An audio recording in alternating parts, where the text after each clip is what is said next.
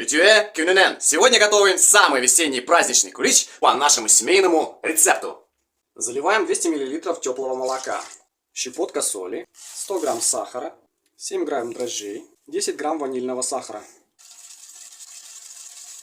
4 яйца комнатной температуры. Постепенно засыпаем муку.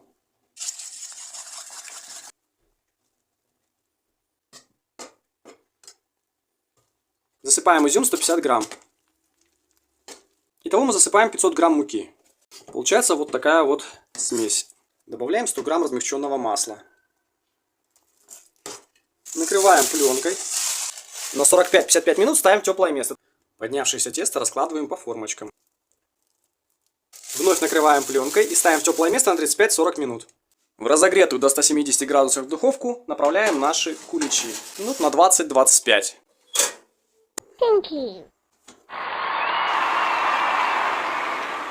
А Ютюэ Кюнюнен переводится как «добрый день» с якутского языка.